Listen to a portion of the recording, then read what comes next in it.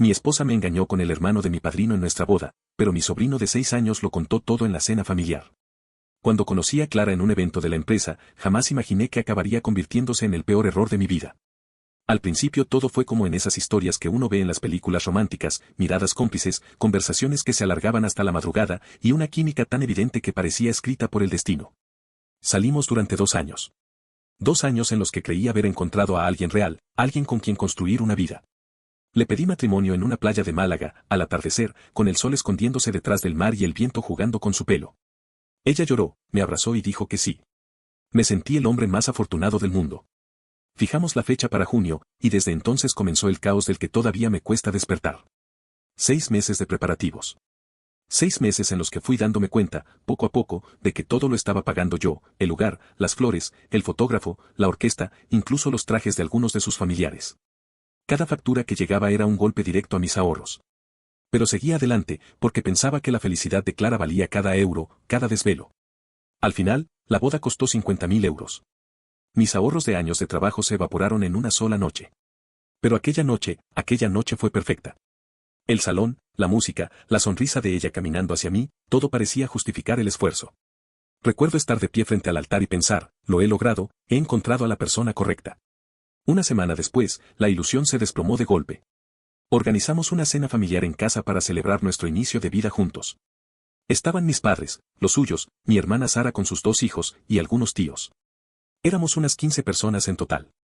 La conversación era ligera, las copas estaban llenas, y todos parecían disfrutar, hasta que mi sobrino de 6 años, Pablo, soltó una pregunta que congeló el aire. Tía Clara, ¿por qué estabas besando a ese hombre en la boda? El silencio fue tan denso que pude oír el crujido del cubierto al caer sobre el plato. ¿Qué has dicho? Pregunté, sin entender todavía. Pablo, con la inocencia de quien no conoce el peso de sus palabras, continuó sin dudar. Vi a la tía Clara besando a un hombre alto detrás del arco blanco, el que tenía muchas flores. Se besaban un montón, y su vestido se subía raro. No hizo falta más. Todos en la mesa se quedaron paralizados. El hombre al que se refería era Álvaro, el hermano mayor de mi padrino, que además llevaba el mismo smoking de alquiler que los padrinos. Todo encajaba de una forma tan dolorosamente precisa que quise creer que era una pesadilla. Clara perdió el color de inmediato. Su madre la miraba horrorizada, y mi padre bajó la mirada, como si intentara desaparecer del lugar. Por favor, no digas tonterías, dijo Clara, con la voz temblando. Es un niño, se inventa cosas. Pero Pablo insistió, ofendido por la incredulidad. No me lo invento. Conté hasta 20, así sabía que llevaban mucho rato. Me quedé mudo. No sabía si gritar, llorar o salir corriendo. Sentía que el mundo se partía en 2 dentro de mí. Después de unos segundos, que me parecieron eternos, pedí a todos que se fueran. Nadie discutió. Uno a uno fueron saliendo de la casa, en silencio. Cuando cerré la puerta, me senté frente a Clara. Ella no levantaba la vista. ¿Cuánto tiempo? Le pregunté con una calma que ni yo entendía. Tardó varios segundos en responder, mirando al suelo. 3 meses, susurró. 3 meses. La mitad del tiempo que estuvimos planeando la boda. Mientras hablábamos de flores y canciones, ella se acostaba con otro. Mientras yo pensaba en nuestro futuro, ella se entregaba a Álvaro. La rabia me quemó la garganta. Recordé las publicaciones de su despedida de soltera, los mensajes hablando de lo afortunada que se sentía, la cena de ensayo en la que brindamos frente a todos nuestros amigos. Todo era una farsa. Y entonces gritó, desesperada, como si quisiera hacerme responsable de su traición. Si fueras la mitad del hombre que finge ser, no habría necesitado buscar a otro. Esa frase me rompió de una forma que no imaginé posible. No respondí. Fui al dormitorio, abrí el armario, saqué una maleta y comencé a meter su ropa. Mira el contrato del piso, le dije, sin mirarla. Tu nombre no está. Esta casa es mía. No dijo nada más. Se fue esa misma noche, arrastrando la maleta por el pasillo como si cada rueda marcara un nuevo final.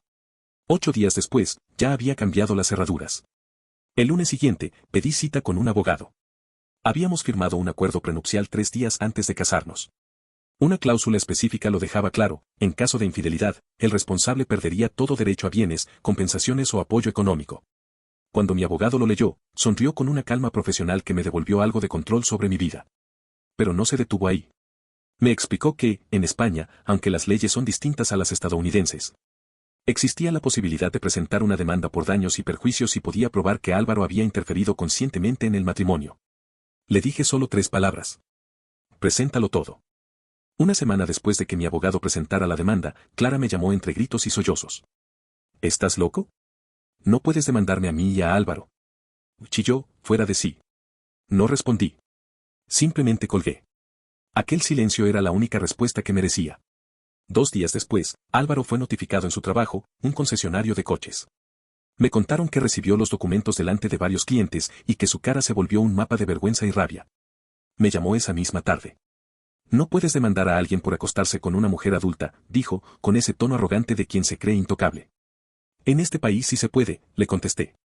Y lo descubrirás en el juzgado. Desde ese día, no volví a recibir llamadas. Solo silencio.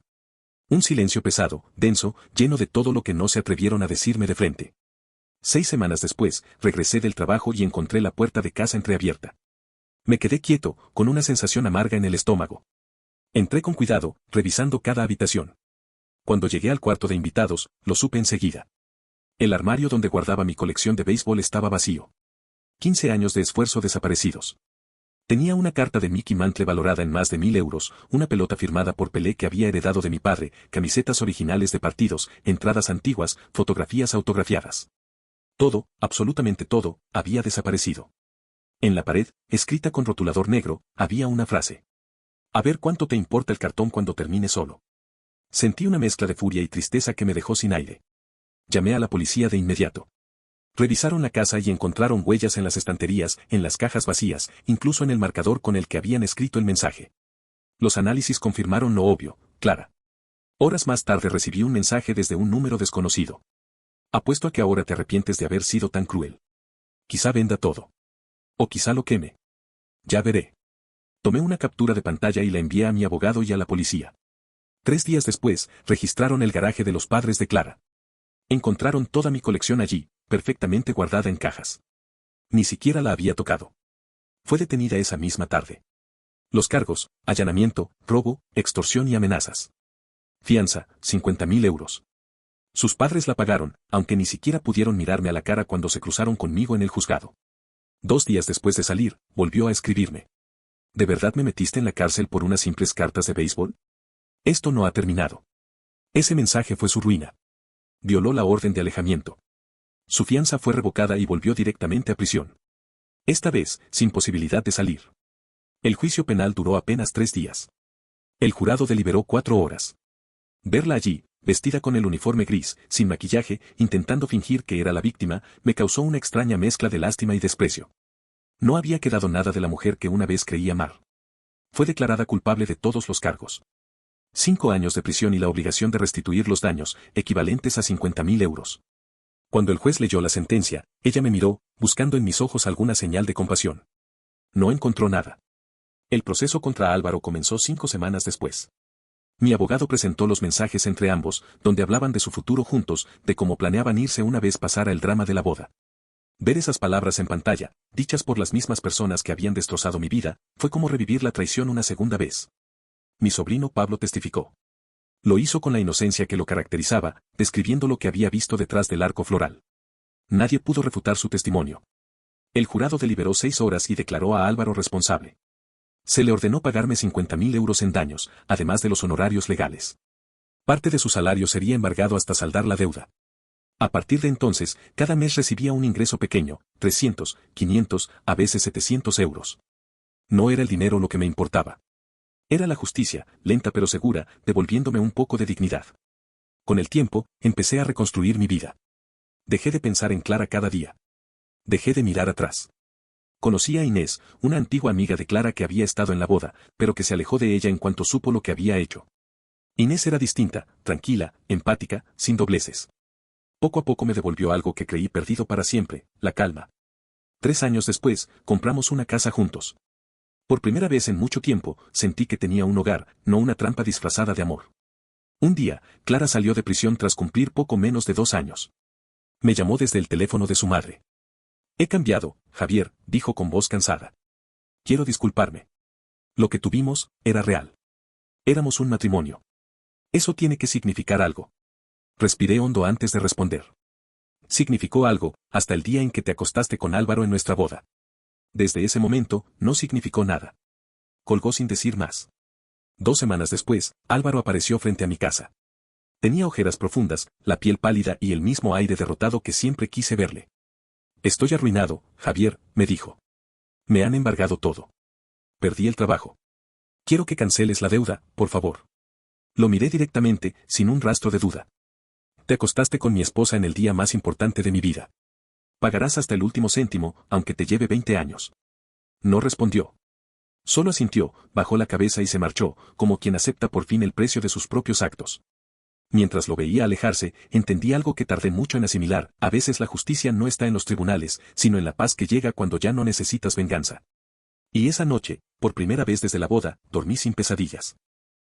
No olvides dejar tu opinión en los comentarios, dejar tu like y compartir este video.